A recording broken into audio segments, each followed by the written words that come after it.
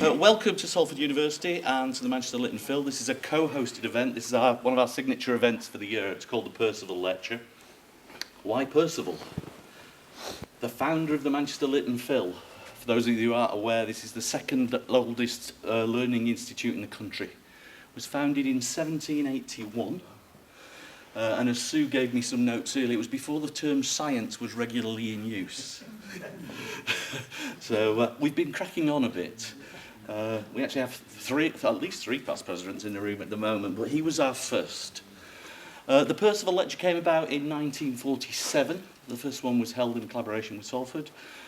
Conversation started in 1944. And the aim was always to give a faculty member the chance to address an audience like this and to help educate Manchester. Our charitable purpose is about educating Manchester. And we're actually spending a little bit of time at the moment reflecting on how we can be more effective at doing that. And this type of event is absolutely ideal. We've got a fantastic speaker, a diverse audience, and a really interesting topic. I'm working my way through my list. Salford have hosted, which is very kind of them. This is a lovely space, and we might have to have a chat about using it again in the future, because it's a really nice room. Tonight's topic, first of all, we need to congratulate the professor who got promoted last year. When I watched the YouTube video this afternoon, it was doctor, and I was like, I need to make sure I get the titles right here. Fascinating subject, well-respected academic. And I love this title that you got from the BBC, and I think it was the New Generation Thinker. If the Manchester Lit and Phil was about anything, it is about putting on new generation thinkers. So for me, as the president, and I've only been enrolled for a few months, this is the start of events we want to be putting on. So if any of you know any new generation thinkers, want to be one of the new generation of thinkers, or just want to come along to more of our events, please check out the website. There's flyers at the back. We are a small society that is trying to grow. We are a charity. But what our purpose is to educate Manchester. That feels like a nice place to be, and they're a great group of people to work with. So please actively support us. Now, you didn't come here to talk about me. I've done the publicity bit now, but the important part of, and the centre of our evening, is tonight's presentation on Modernism, which I'm looking forward to learning about. So without any further ado, author, presenter, researcher, respected academic, could please welcome Jade Munslong.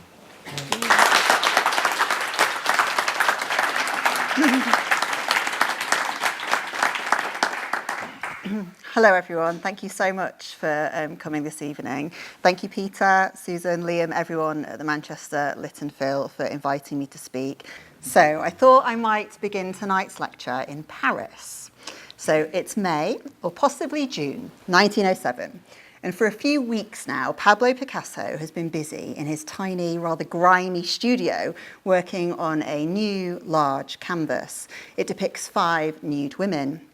Perhaps inspired by seeing Henri Matisse's collection of African sculptures the previous year, or by acting on the advice of André Derain, he decides to visit the Palais de Trocadero. This is Paris's first anthropological museum. The palace then stood directly opposite the Eiffel Tower. It was a huge, ornate building comprising that central dome and then 2 wings. These wings are filled with gallery spaces. On this day, in May or June 1907, Picasso enters the Palais.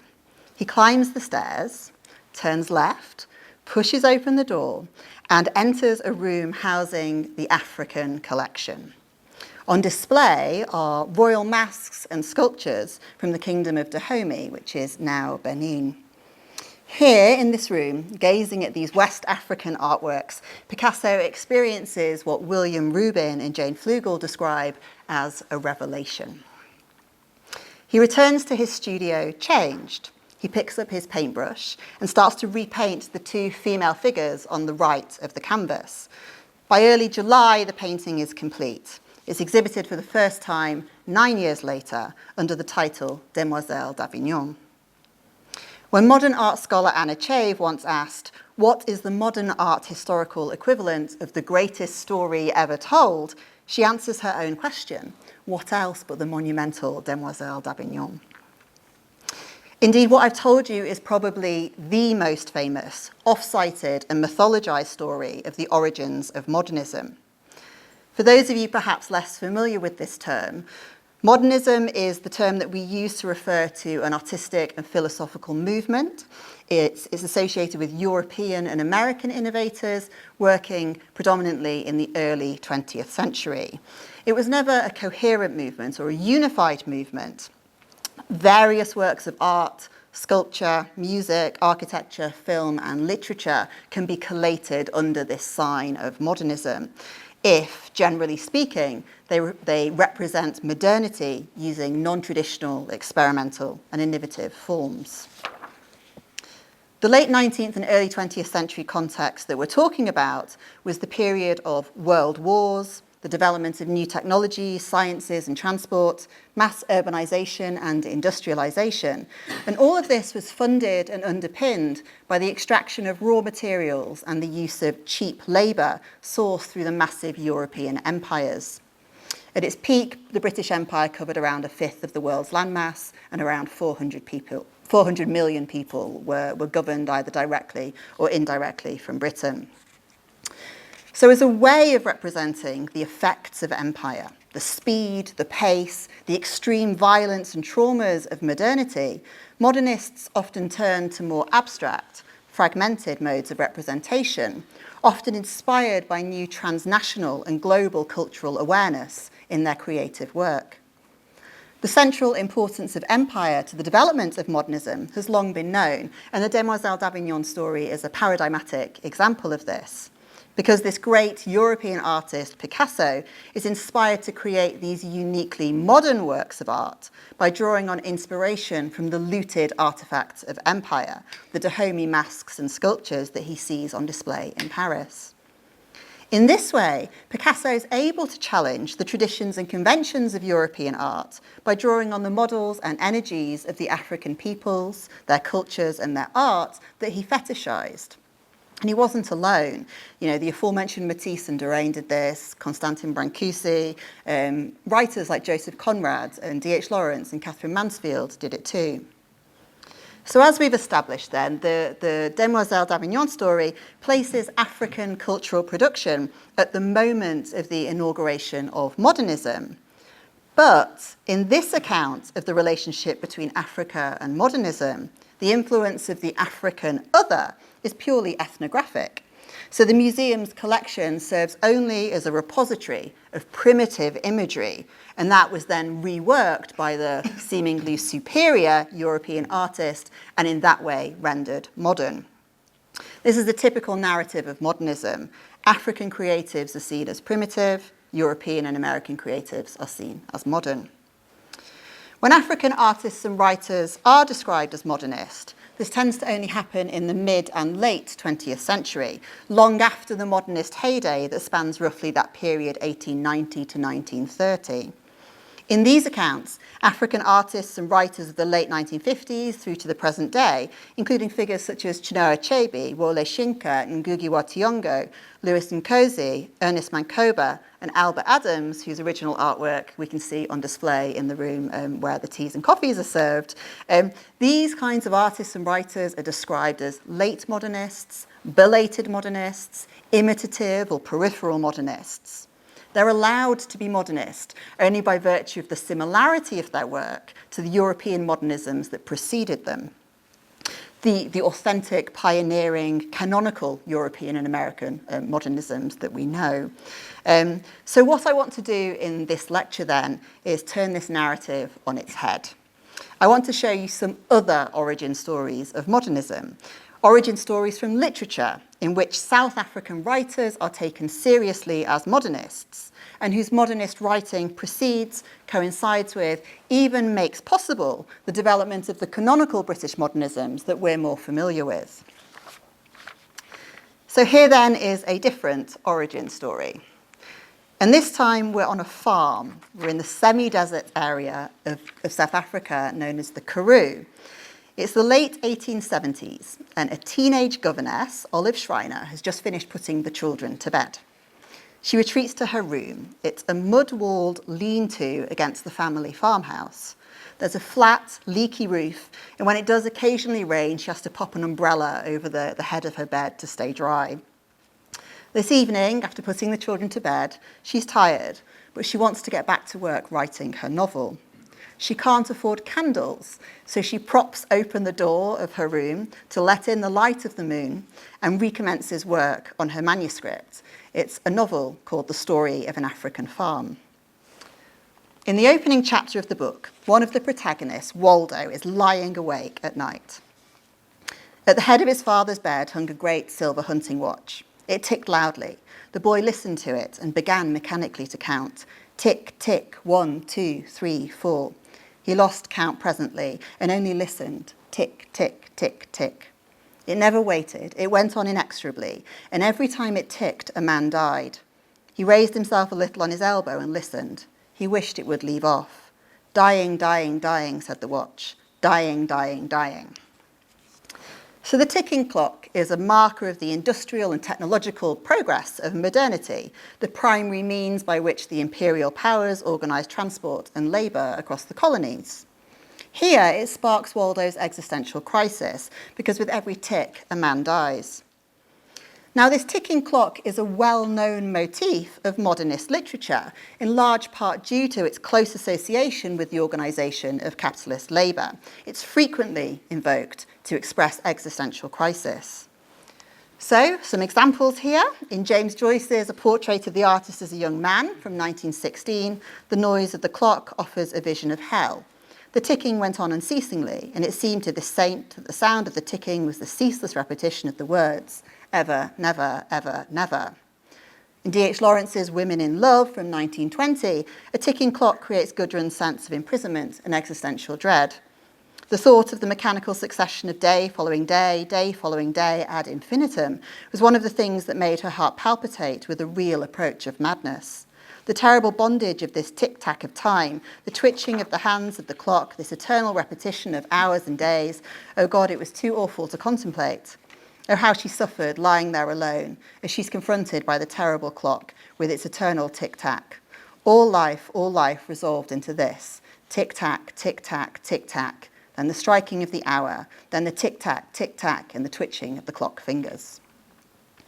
And finally, in Virginia Woolf's Orlando from 1928, the eponymous hero-heroine waits for his love, Sasha, as with an awful and ominous voice, a voice full of horror and alarm which raised every hair of anguish in Orlando's soul, St. Paul struck the first stroke of midnight.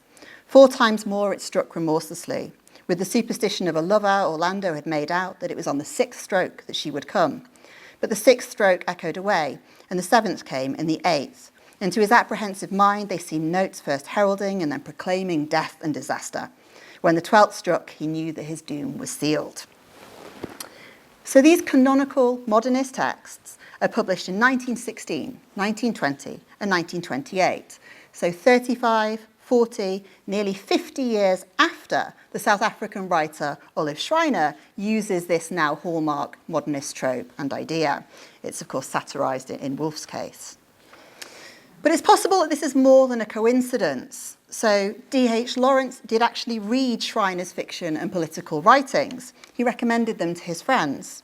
His novel Women in Love is the sequel to The Rainbow, and that was published in 1915 and provides an important clue as to Schreiner's importance to Lawrence.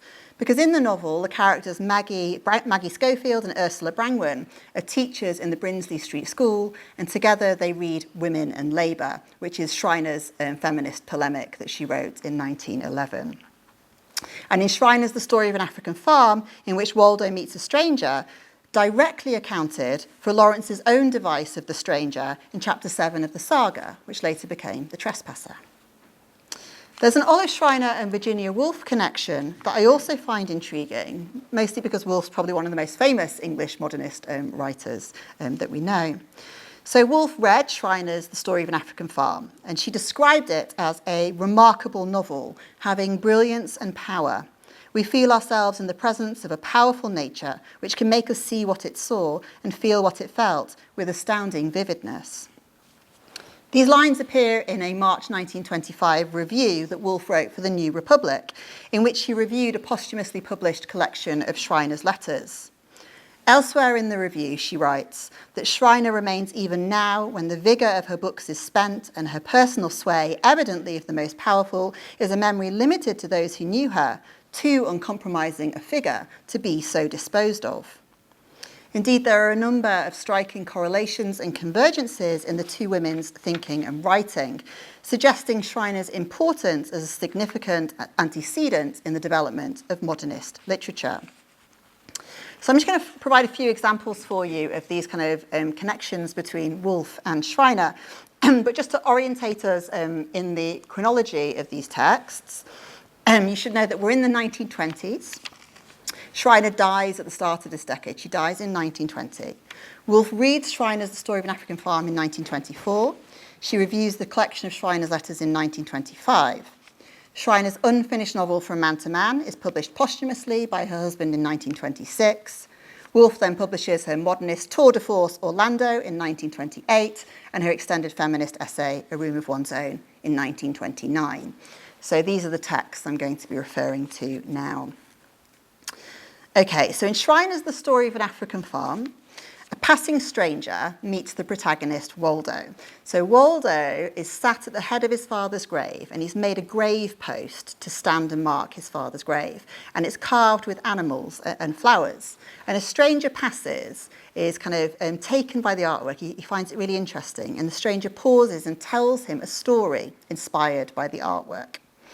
And this story is about a hunter who seeks a vast white bird with silver wings outstretched, sailing in the everlasting blue, whose name is Truth.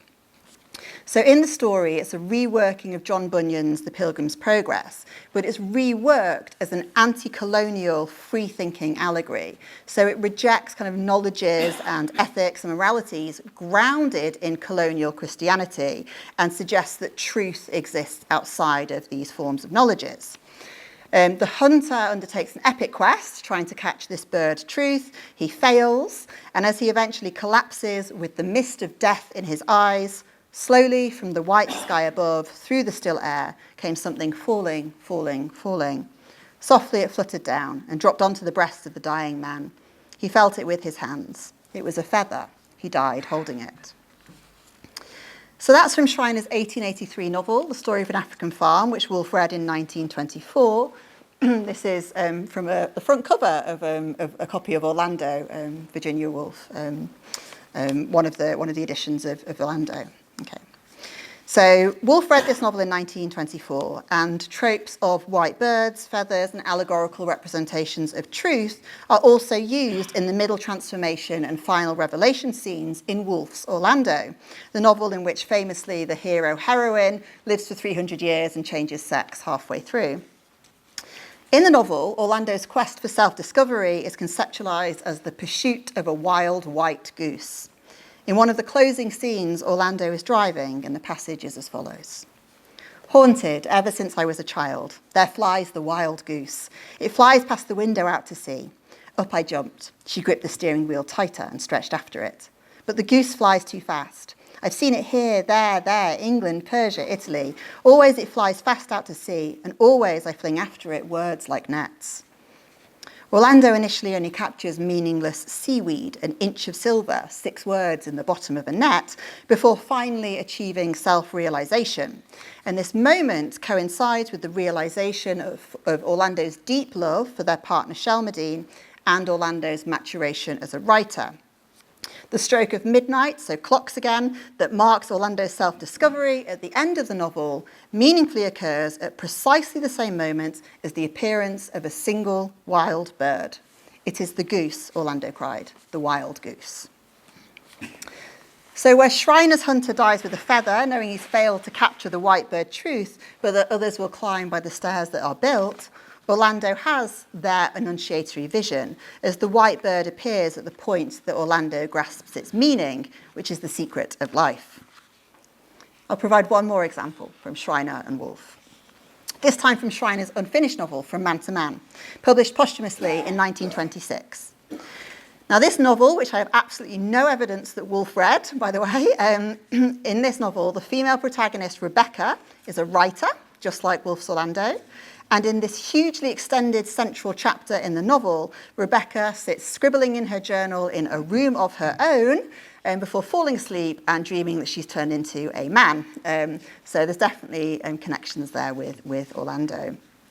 Before she falls asleep, however, Rebecca imagines a female Shakespeare, Shakespeare's sister, and she writes in her journal that we have had a Shakespeare, but what of possible Shakespeares we might have had, who passed their life from youth upward brewing currant wine and making pastries for fat country squires to eat, with no glimpse of the freedom of life and action, necessary even to poach on deer in the green forests, stifled out without one line written, simply because, being of the weaker sex, life gave no room for action and grasp on life. 2 years after the publication of Schreiner's novel, Woolf would publish her extended feminist essay, A Room of One's Own, in which she also imagines that Shakespeare has a sister. Shakespeare himself went, very probably, his mother was an heiress, to the grammar school, where he may have learnt Latin, Ovid, Virgil and Horace, and the elements of grammar and logic. He was, it is well known, a wild boy who poached rabbits, perhaps shot a deer, and had, rather sooner than he should have done, to marry a woman in the neighbourhood who bore him a child rather quicker than was right. Very soon he got work in the theatre, became a successful actor, and lived at the hub of the universe, meeting everybody, knowing everybody, practising his art on the boards, exercising his wits in the streets, and even getting access to the palace of the Queen. Meanwhile, his extraordinarily gifted sister, let us suppose, remained at home. She was as adventurous, as imaginative, as agog to see the world as he was.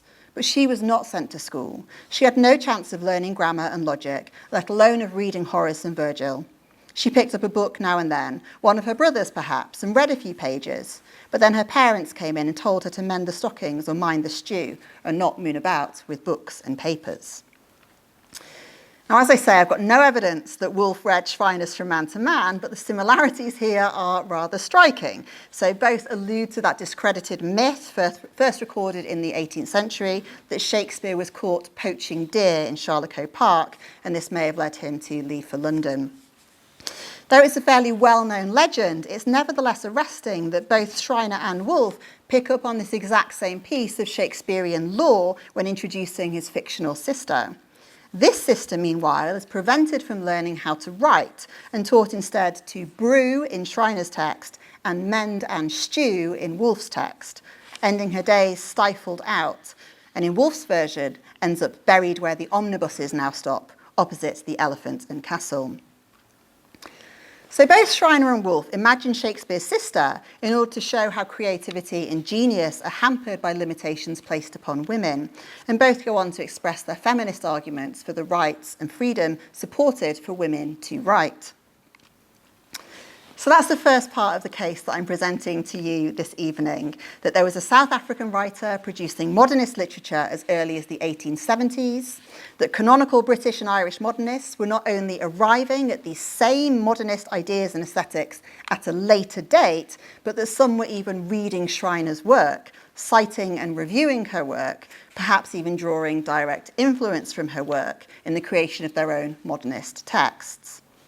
So this isn't the same kind of primitivist engagement that we saw with the Picasso story. This is European modernists engaging with the already modernist cultural production emerging from South Africa. In this example, Europeans no longer get to claim primacy or authority in the origins of modernism. In this story, the South African writer gets there first, and the Europeans are the late arrivals to the party. I'm going to stay with Woolf and her set, though, because there's another interesting modernist network that provides yet more evidence for the importance of South African writers and writing for the development of literary modernism.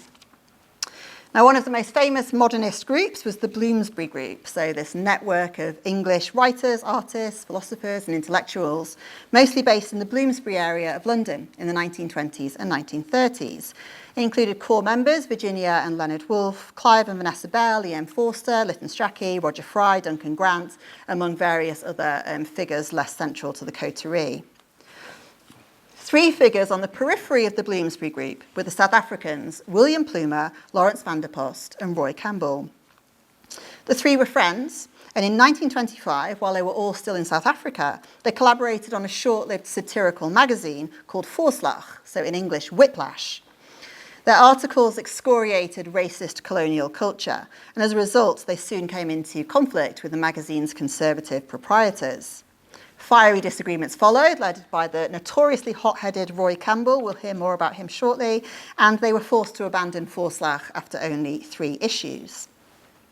Now, a year prior, in 1924, and at the age of only 21, one of the 3, William Plumer, had sent his first novel, Turbot Wolfe, to Leonard and Virginia Woolf at the Hogarth Press, which was based at number 52 Tavistock Square in Bloomsbury, London.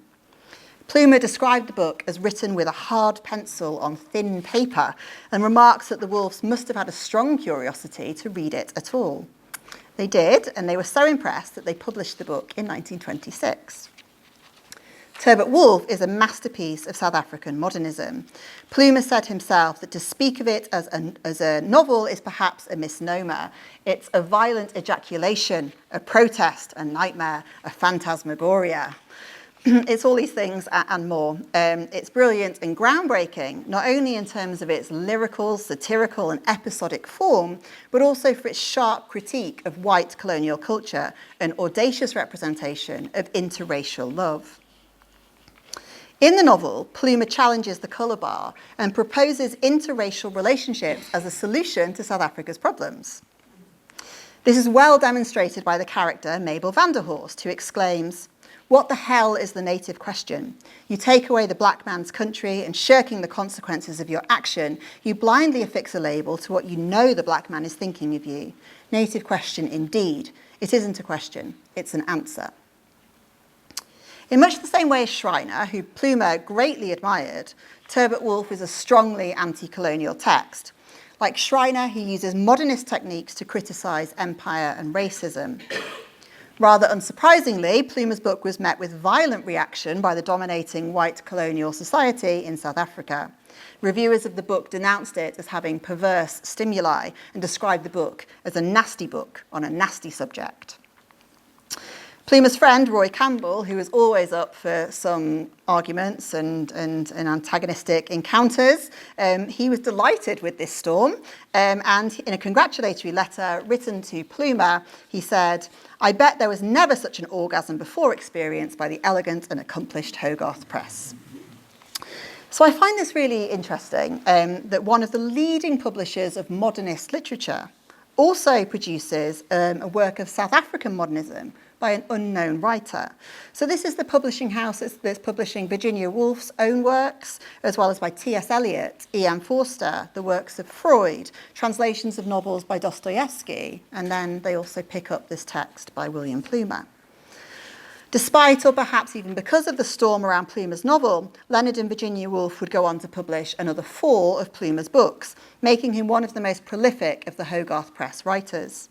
And through Plumer, they would also get to know his friend, Lawrence Vanderpost, and they published Vanderpost's novel In a Province in 1934.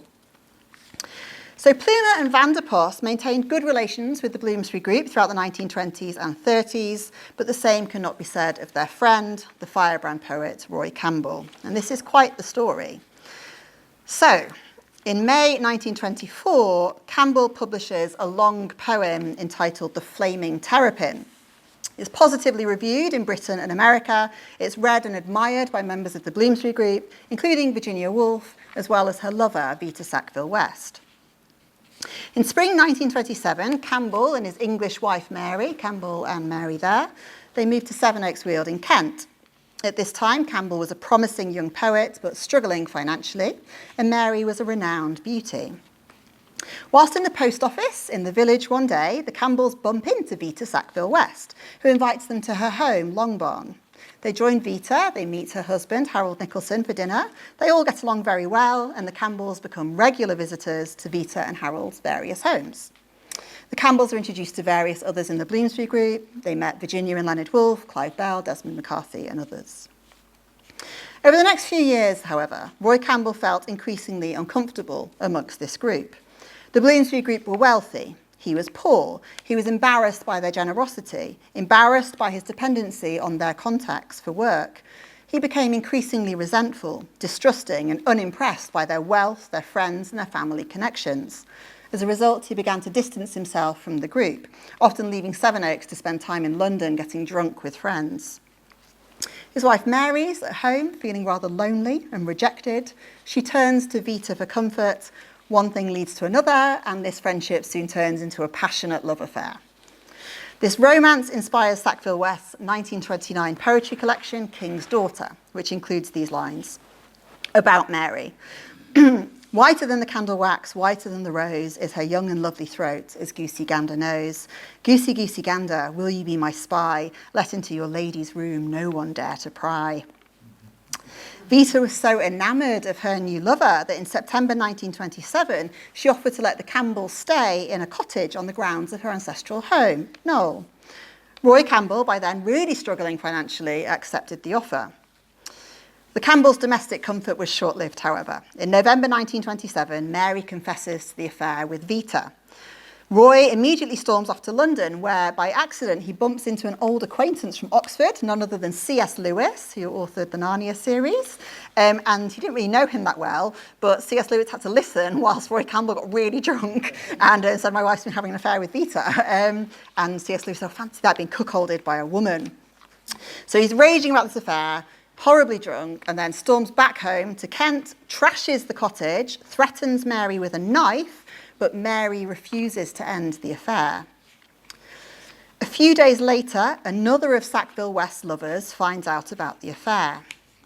On the 9th of October, the spurned lover, none other than Virginia Woolf, writes to Sackville West to say, here occurs a terrific gulf. Millions of things I want to say can't be said. You know why, you know for what price. Walking the lanes with Campbell, you sold my love letters. Spurred by jealousy, Woolf goes on, yesterday morning I was in despair. I couldn't screw a word from me, and at last dropped my head in my hands, dipped my pen in the ink, and wrote these words as if automatically on a clean sheet, Orlando, a biography.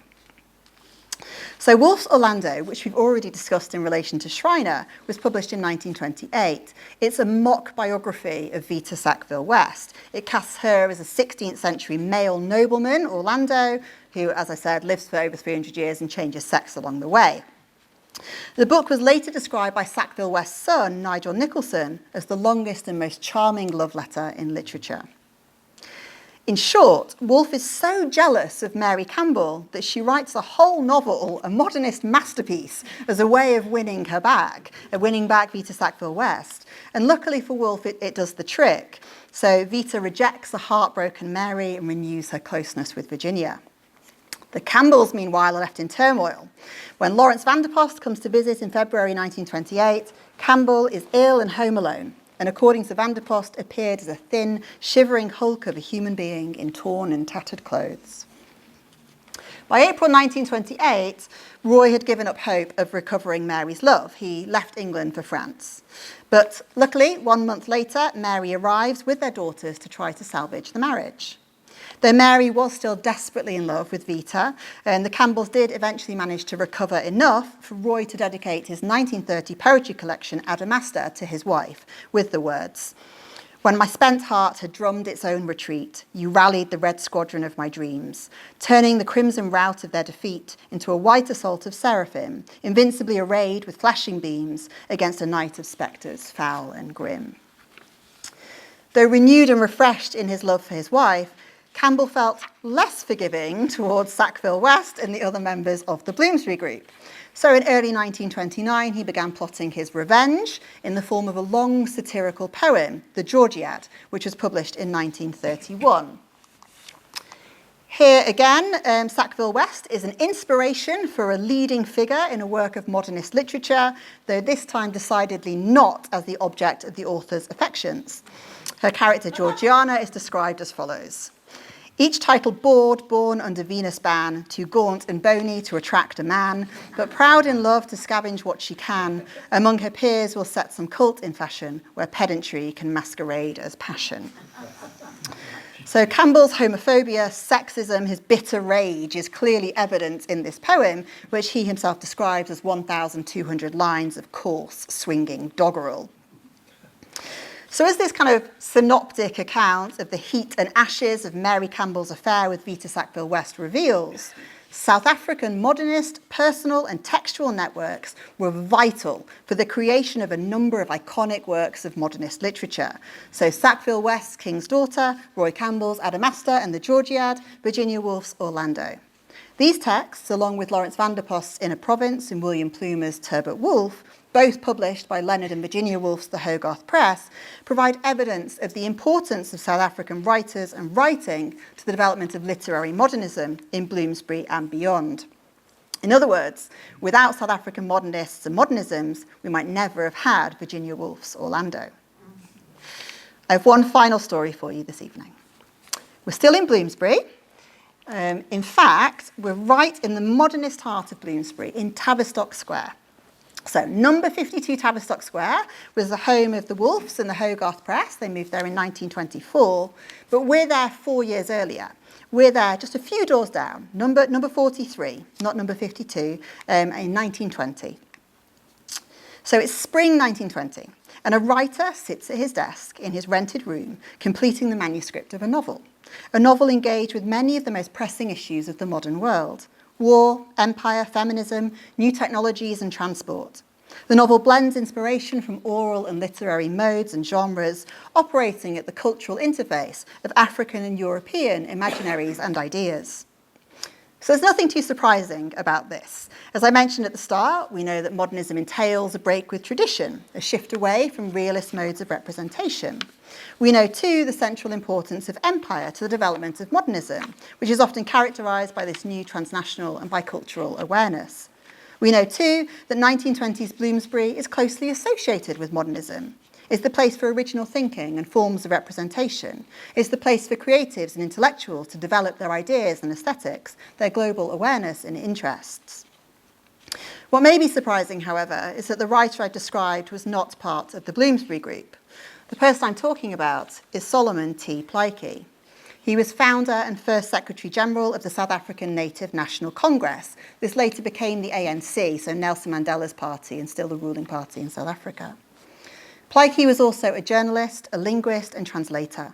He could work in at least 7 languages, and importantly, he was the first black South African to write a novel in English. He finished this novel at number 43 Tavistock Square, Bloomsbury, in the spring of 1920, 4 years before the Woolfs moved into number 52. And the title of the book is the name of the female protagonist, Moody. In Moody, Plaatje combines Tswana and English forms and traditions in wholly new ways, in ways that I would describe are modernist. He combines elements of the historical novel, romance, epic and adventure, with moments of lightness and satire. Importantly, too, the novel speaks to Plaatje's contemporary moment in the 20th century, a moment in which black Africans were being displaced and dispossessed in South Africa through legislation such as the Native Land Act. The novel's set 100 years prior, in the 1830s, during and after the destruction of the Baralong nation by the Matabele king, Mzilikazi. It provides a dramatic account of the Moralong hero, Rathaga, and the eponymous heroine, Moody. So they escape Mzilikazi's massacres, they meet and fall in love, they thwart new enemies, the Korana, they do battle with lions, and finally they encounter the first Voortrekkers, the Boers, the descendants of the early Dutch settlers, who are then migrating inland from the coast to colonise in the inland parts of South Africa. These Voortrekkers are described in the novel as a race of proverbial Bible readers who profess Christianity to the point of bigotry. Plaatje's novel not only mounts challenges to racial segregation, land dispossession, colonialism and sexism, it also suggests very specific solutions and ways forward. One of the ways that Plaatje does this is by depicting an interracial friendship between the black Moralong character Rathaga and de Villiers, a white Boer. Plaatje writes of de Villiers that he grievously offended his people's susceptibilities by openly fraternising with the black couple, and their friendship provides a targeted vision of what South Africa could be if colonial and racist hierarchies were dismantled. The other way that Plaatje critiques the sexism and racism of colonialism is via the presentation of Moody. She's an iconic female protagonist. She's a lion slayer, she's a visionary, she's a leader. She saves her husband's life on multiple occasions. She's deeply suspicious of the Boers who promise friendship to African leaders, but who commit violence and atrocities against their black servants. Such is her formidable intellect and strength that the final lines of the book appear as a promise made by Rathaga to Moody. Sorry, it's just some images from the book. And these final lines, this promise, the final lines of the novel from Rathaga to Moody, and he says, "From henceforth, I shall have no ears for the call of war or the chase. My ears shall be open to one call only, the call of your voice." So for Plaiki, the future of a post-colonial South Africa, one free from white minority rule, lies in the leadership of black African women. When Plaiki completed Moody in 1920, he was in dire financial straits. In his own words, he nearly died of hunger before being rescued by friends. He couldn't find a publisher for the novel. All the publication houses wanted him to contribute to the costs of publication, which he couldn't afford to do. And in the end, it would take another 10 years, a return journey home, and agreeing to substantial edits to the manuscript before the South African Lovedale Press and Missionary Press finally agreed to publish the book in 1930. So where the white South African writers such as Olive Schreiner, Roy Campbell, Lawrence van der Post and William Plumer were able to find publishers and audiences for their writing, the black South African writer Solomon Plaiki was not. Despite producing a South African modernist novel in that most privileged heartland of modernism, Bloomsbury, Plaiki's fiction couldn't reach Euro-modernist reading audiences. He was barred by racial, economic and geographical difference and distance. Plaiki and his novel still remain at remove from established understandings and accounts of literary modernism. So I find that amazing that Moody was completed in Bloomsbury, only a few doors down from the Wolf's Hogarth Press, in the precise location that generated both South Africa's modernism and modernism's South Africa. And so I'll leave it on that note and say thank you all so much for attending this evening. I'll leave it there.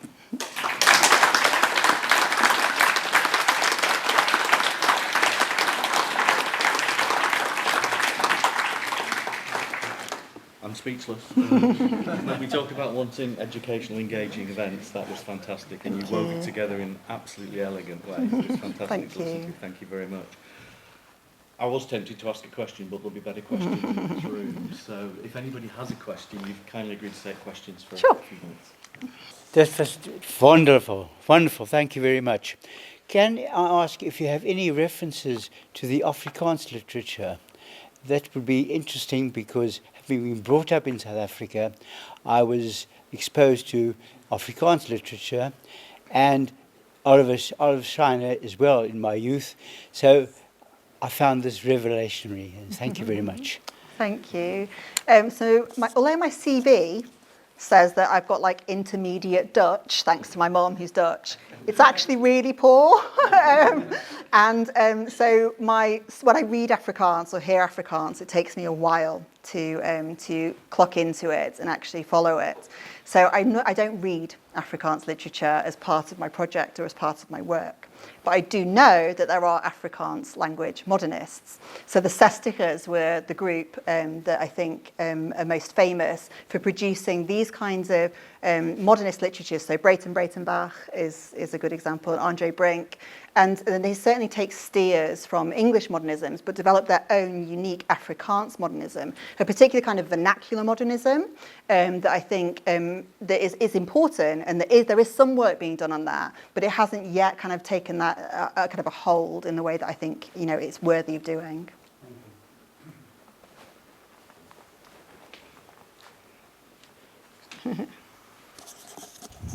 Thank you very much. Do you think that the failure of Plaiki to be published was to do with him not being one of us, him being the other, or do you think it might be that they just didn't perceive him as being, say, commercial?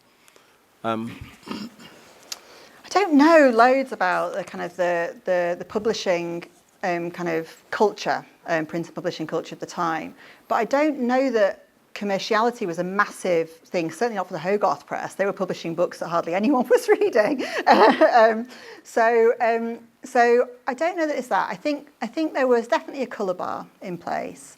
And I think that was something that meant he would really struggle. And also, the way that Africa was being presented and received in literature at the time was generally these kind of adventure novels, like the H. Rider Haggard, the G.A. Henty novels. And it sold a very particular version of Africa, the Livingston Stanley, white men encountering, having adventures in Africa. And so African people and places were always the backdrop. And so when you put those kind of, when you put African people into vision in this kind of very strange experimental text, I don't think it's what people were expecting. So maybe there is an answer there about publishing and commerciality tied up in what I've just said. But I also think it's just a very unusual text. And the place where it eventually got published was with the Missionary Press. And he had to change a lot to get it published. So that last final line where he says, my ears are only open to the call of your voice. He was forced to change that line in the first published version in 1930 to my ears are only open to the call of one voice besides that of the chief, which is yours, Moody. So there was something there about how the colonial missionary press felt that it was inappropriate to land on this one kind of female leader at the end and had to put in a kind of a masculine authority that made more sense to a kind of a colonial context to make it kind of palatable to South African audiences.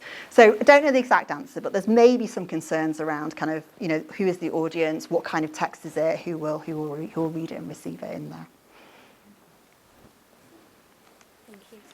Hi, Mahira. Hi, I've had the pleasure of being taught by you over the last few years, but it's occurred to me that I've not asked you the big question. And for me, that is, when was it in your life that you realised that Olive Schreiner and South African modernism was your thing, I guess? I did my undergraduate and master's at Manchester University down the road. I was lucky to get a job down the road at Salford when I finished. And I'd spent a lot of time in South Africa as a child with my parents who worked there kind of most years. They would go out to South Africa, so I went there with them. So I was interested in South Africa, and then I was doing my master's degree and studied a lot of post-colonial literature. And then thought, I want to do a PhD, I don't really know what on. I'd done kind of quite a lot of training, kind of 19th century literature, post-colonial literature, and Olive Schreiner kind of landed in the middle of that.